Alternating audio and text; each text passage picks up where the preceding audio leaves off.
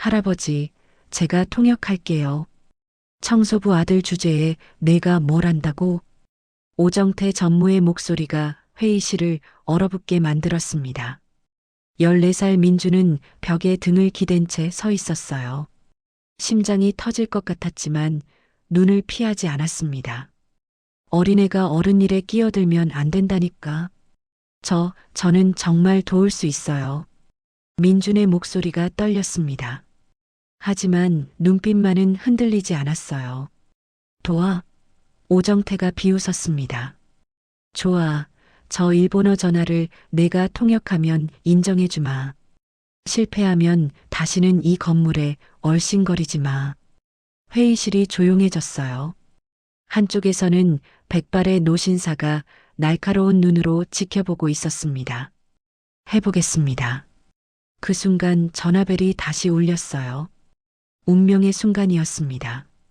하지만 아무도 몰랐어요. 이 모든 상황 뒤에 숨겨진 거대한 배신이 있다는 것을.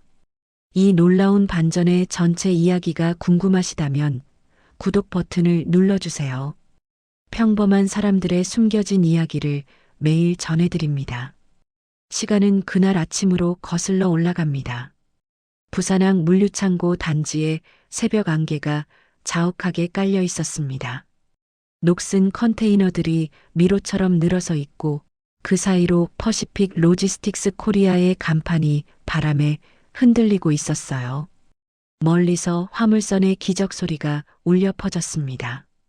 갈매기들이 창고 지붕 위를 날아다니고 있었어요. 해가 뜨기 전 두 그림자가 창고 사이를 걸어왔습니다. 강민준과 어머니 강순덕이었어요. 민주는 헐렁한 후드티에 해진 운동화를 신고 있었습니다. 새벽 공기가 차가웠지만 민주는 개의치 않았어요. 이미 익숙해진 일상이었거든요. 매일 새벽 5시에 일어나 어머니를 따라 이곳에 왔습니다. 엄마, 오늘도 일찍 오셨네요. 순덕이 고개를 돌렸습니다. 피곤한 얼굴이었지만 아들을 보며 애써 웃었어요. 민준아, 또 따라왔구나. 고마워. 순덕은 거친 손으로 아들의 머리를 쓰다듬었습니다. 오랜 청소일로 손등에는 세제 자국이 붉게 남아 있었어요. 손가락 마디마다 굳은 살이 박혀 있었습니다. 민주는 그 손을 볼 때마다 마음이 아팠어요. 언젠가 꼭 엄마를 편하게 해드리겠다고 다짐했습니다. 토요일이에요. 도와드릴게요. 건물 안으로 들어서자 형광등이 차갑게 복도를 비추고 있었어요. 청소도구함에서 대걸레와 양동이를 꺼냈습니다. 민준이 휴지통을 비우고 있을 때 복도 끝에서 구두 소리가 울렸어요. 또 왔네.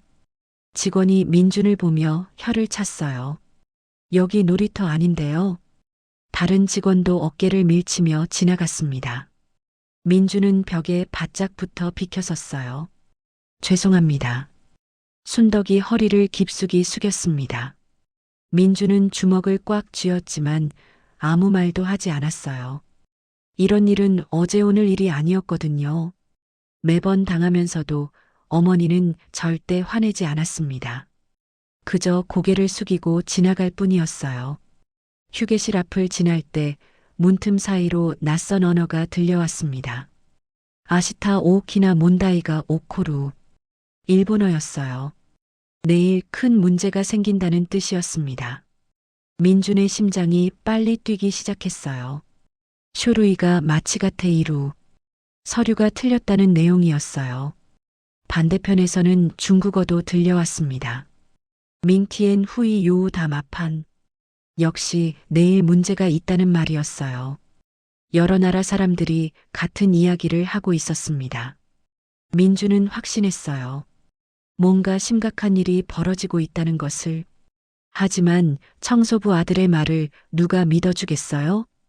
그 무렵 3층 회의실에서는 임원들이 모여 서류를 뒤적이고 있었습니다. 본사 회장 에드워드 첸의 방문이 하루 앞으로 다가왔거든요. 모두가 긴장한 표정이었어요. 이번 방문은 재계약 여부를 결정짓는 중요한 자리였습니다. 번역이 또 틀렸다. 이수연 과장이 한숨을 쉬며 말했어요. 본사에서 보낸 서류가 몇 개 언어로 돼 있는 거야? 영어, 일본어, 중국어, 독일어까지요. 회의 테이블 위에는 서류 더미가 무질서하게 쌓여 있었습니다.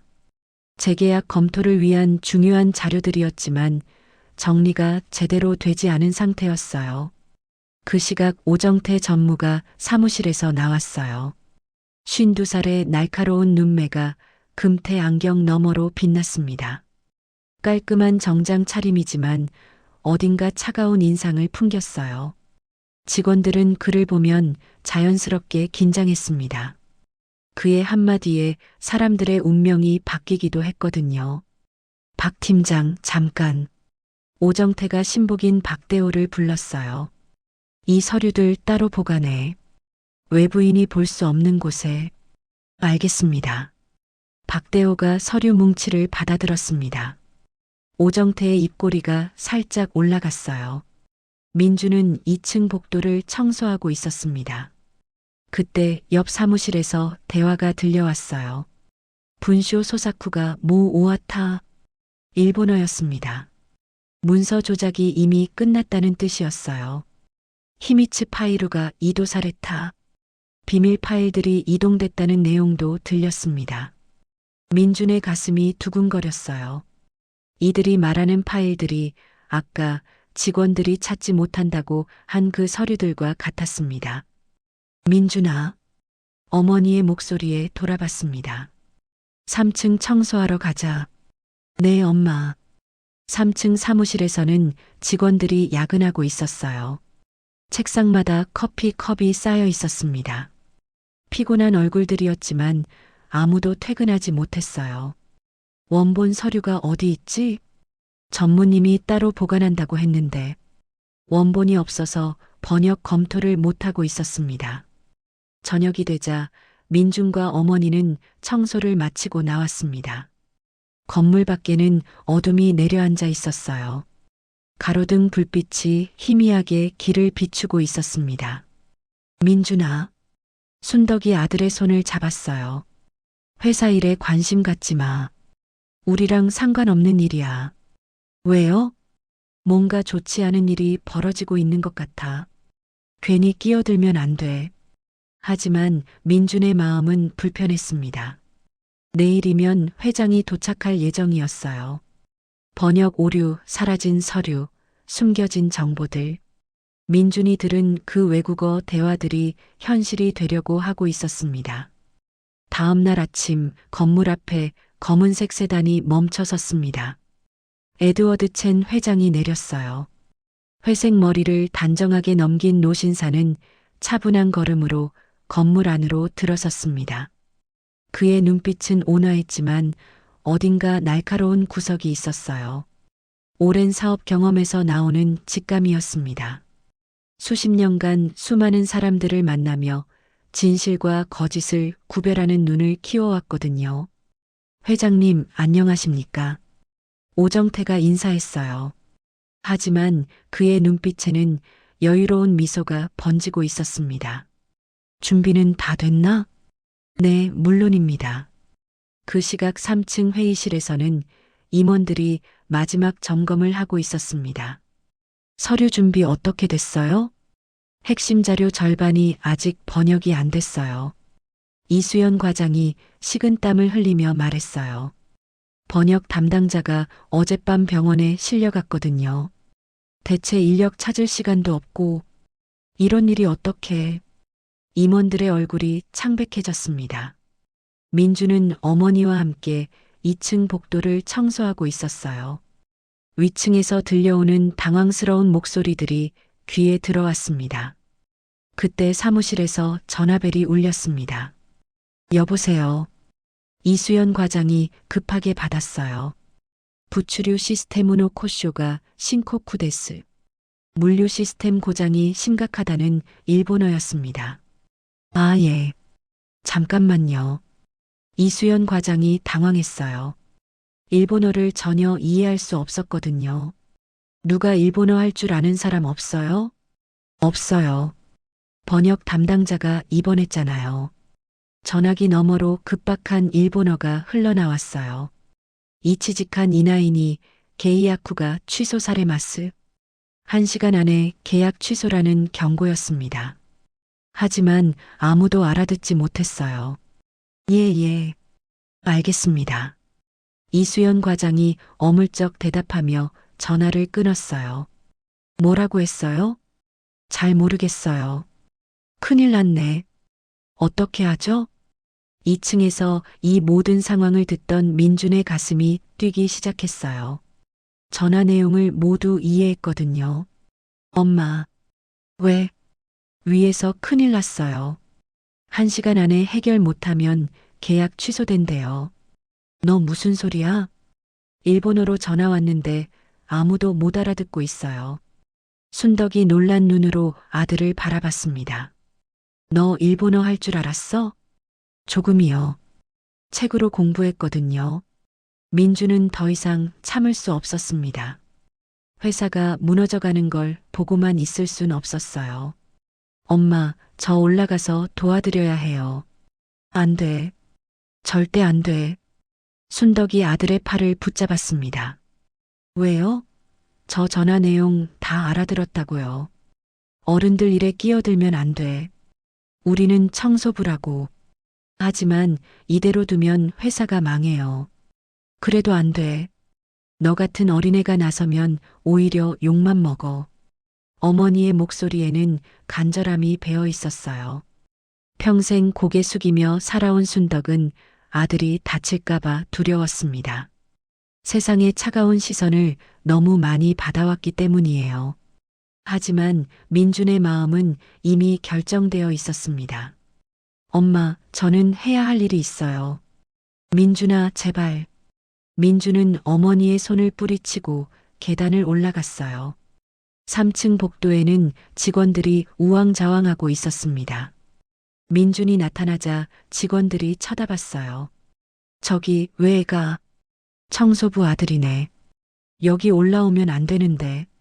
하지만 민준은 멈추지 않았어요. 회의실 문 앞까지 걸어갔습니다. 저기요. 작은 목소리였지만 또렷했어요. 아까 일본어 전화 말인데요. 뭐? 이수연 과장이 물었습니다. 물류 시스템에 문제가 생겨서 확인하라고 했어요. 1시간 안에 해결 못하면 계약 취소된다고요. 회의실이 조용해졌습니다. 너 그 말 알아들었다는 거야? 네. 오정태가 앞으로 나왔어요. 어린애가 무슨 말을 하는 거야? 그의 목소리에는 짜증이 섞여 있었습니다. 애들은 어른 일에 끼어들면 안 돼. 내려가. 하지만 에드워드 회장이 입을 열었어요. 잠깐. 모든 사람들이 회장을 바라봤습니다. 이 아이가 일본어를 할 줄 안다는 건가? 네, 조금이요. 민준이 작지만 확실한 목소리로 대답했어요. 오정태의 얼굴이 굳어졌습니다. 계획에 없던 변수가 나타난 거였어요. 하지만 회장님, 어린애 말을 믿을 순 없죠.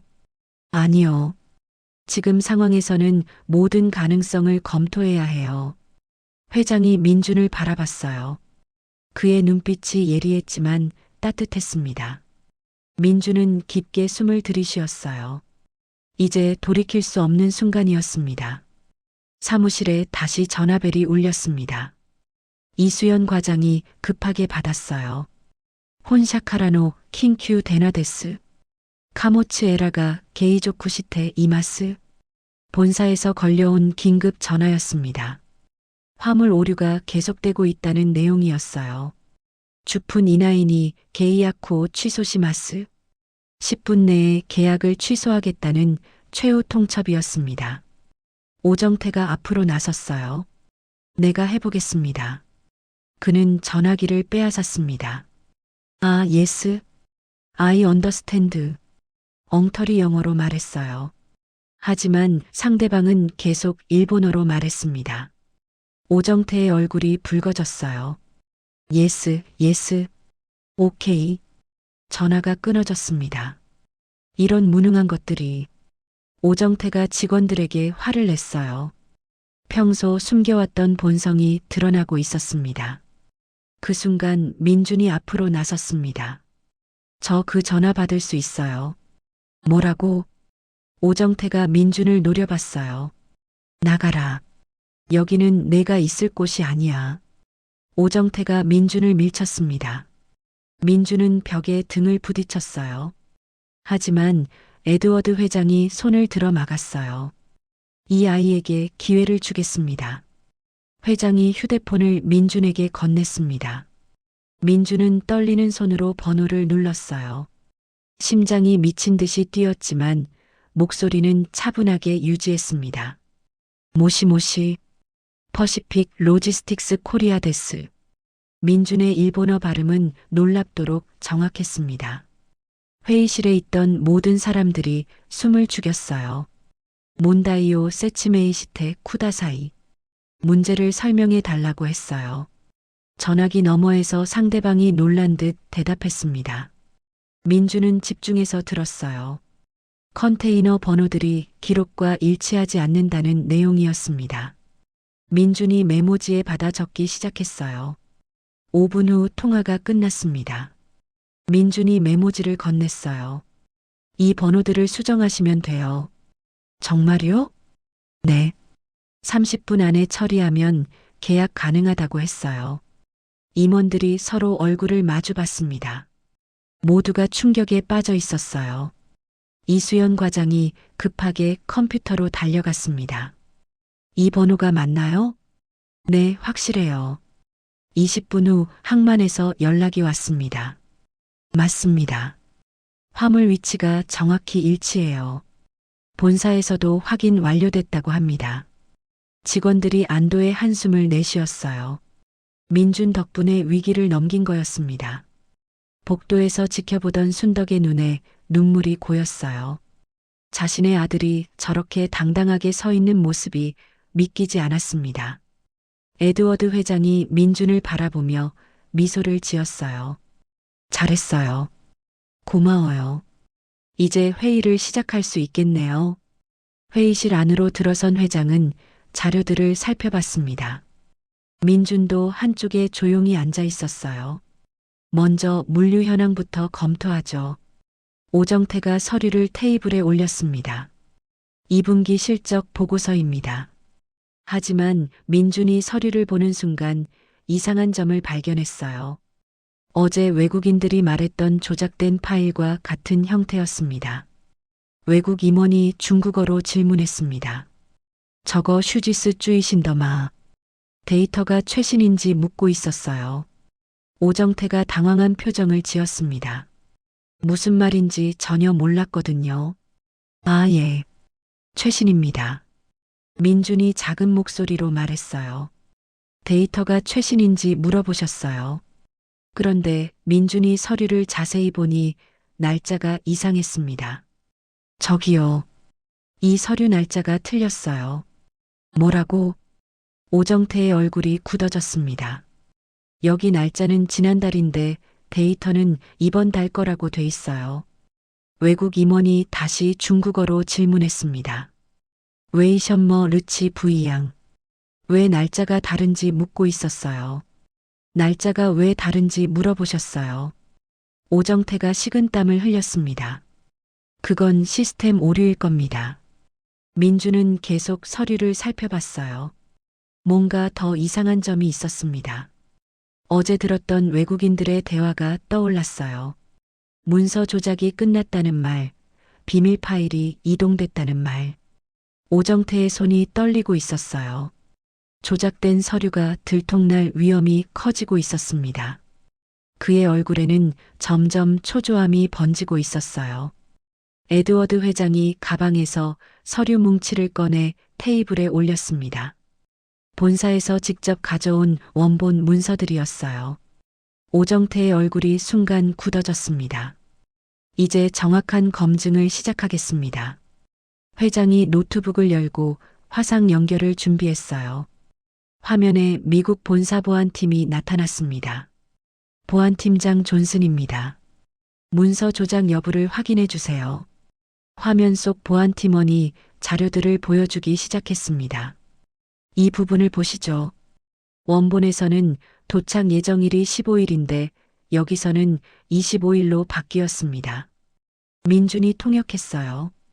도착 예정일이 열흘이나 바뀌었다고 해요. 오정태의 얼굴이 굳어졌습니다. 컨테이너 번호들도 체계적으로 변경되어 있습니다. 번호들을 일부러 바꿨다고 하네요. 보안팀장이 화면을 바꿨습니다. 조작 기록을 보겠습니다. 컴퓨터 로그 화면이 나타났어요. 오정태 계정으로 문서를 대량 변조한 기록이 있습니다. 언제요? 이수연 과장이 물었어요. 지난 일주일 동안 매일 밤 11시부터 새벽 3시까지요. 오정태의 야근 시간과 정확히 일치했습니다. 이 파일들이 경쟁사 서버로 전송된 기록도 발견됐습니다. 오정태가 급하게 일어났어요. 이건 누명이에요. 제가 아닙니다. 그럼 누구 계정인가요? 에드워드 회장이 차갑게 물었어요. 다른 직원이 제 계정을 도용했을 겁니다. 하지만 로그 시간이 당신 근무 시간과 정확히 일치합니다. 11시 23분 접속, 새벽 2시 47분 종료. 이 시간에 사무실에 있던 사람은 당신뿐이에요. 오정태가 말을 잃었습니다. 에드워드 회장이 문서를 뒤적이며 말했어요. 여기 코드명을 보세요. 오퍼레이션 이글아이. 경쟁사 글로벌 쉬핑의 프로젝트명이에요. 어떻게 이 이름이 여기 있죠? 회의실이 조용해졌어요. 오정태의 얼굴이 창백해졌습니다. 민주는 조용히 지켜보고 있었어요. 자신이 들었던 외국어 대화들이 모두 사실이었던 거였습니다. 30분 후 경찰이 도착했습니다. 2명의 형사가 회의실에 들어왔어요. 경제범죄수사대입니다. 오정태 씨, 경쟁사와의 유착 및 기업정보 유출 혐의로 체포합니다. 오정태의 손목에 수갑이 채워졌어요. 잠깐, 이건 오해라고요. 하지만 증거가 너무 명확했습니다. 오정태가 끌려나가는 모습을 직원들이 지켜봤어요. 정의가 실현되는 순간이었습니다. 그동안 오정태에게 시달렸던 직원들은 믿기지 않는다는 표정이었어요. 회의실이 조용해졌습니다. 에드워드 회장이 민준에게 다가왔어요. 잠깐 시간 있나요? 네. 회장은 민준을 창가로 데려갔습니다. 부산항의 풍경이 한눈에 들어왔어요. 크레인들이 하늘을 향해 뻗어 있었습니다. 당신의 언어 실력을 정확히 확인해 보고 싶어요. 회장이 서류를 펼쳤어요. 여러 언어로 된 복잡한 문장들이었습니다. 민주는 하나씩 정확하게 읽고 번역했어요. 일본어, 중국어, 영어까지 막힘이 없었습니다. 완벽하군요. 어떻게 이렇게 언어를 배웠나요? 폐품 수거장에서 책을 주워서 공부했어요. 혼자서요? 네. 고장난 mp3 플레이어도 고쳐서 외국 방송 들으면서 연습했어요. 새벽에 일어나서 청소하기 전에 1시간씩 공부했거든요. 처음에는 글자도 읽을 줄 몰랐는데 조금씩 배워나갔어요. 에드워드 회장의 표정이 진지해졌습니다. 나도 어릴 때 가난했어요. 대만에서 미국으로 이민 갔는데 영어를 못해서 많이 힘들었죠. 그때 도서관에서 책을 빌려 밤늦게까지 공부했었어요. 아버지가 식당에서 설거지 하시는 동안 저는 책상 밑에서 단어를 외웠습니다. 회장의 목소리에 감정이 스며들었어요. 언어가 곧 기회라는 걸 일찍 깨달았어요. 당신도 마찬가지군요. 민주는 조용히 들었어요. 지금 학교는 다니고 있나요? 아니요. 엄마가 힘들어 하셔서. 그럼 안 되죠. 회장이 단호하게 말했습니다. 그는 즉시 전화를 걸었어요. 재단 담당자 연결해 주세요. 언어인재 특별 장학생 등록 진행하겠습니다. 학비, 생활비 모두 지원해 주세요. 복도에서 순덕이 이 대화를 듣고 있었어요. 눈물이 볼을 타고 흘러내렸습니다. 평생 고개 숙이며 살았던 그녀에게 이런 날이 올 줄은 몰랐어요. 아들이 자랑스러웠습니다. 그 작은 어깨가 이렇게 넓어 보인 적이 없었어요. 정말요? 네, 확실합니다. 이 아이가 없었다면 회사가 망했을 거예요. 순덕이 그 자리에 주저앉았어요. 고맙습니다. 정말 고맙습니다. 에드워드 회장이 민준의 어깨에 손을 얹었습니다. 앞으로가 기대되는군요. 열심히 공부해서 훌륭한 사람이 되세요. 창밖으로 석양이 물들고 있었어요. 부산항의 크레인들이 평화롭게 서 있었습니다. 바다 위로 붉은 노을이 번지고 있었어요. 민주는 어머니를 바라보며 미소를 지었습니다. 폐품 더미에서 주운 낡은 책 한 권이 이렇게 큰 변화를 만들 줄은 아무도 몰랐어요. 작은 시작이 세상을 바꿀 수 있다는 것을 민주는 그날 깨달았습니다.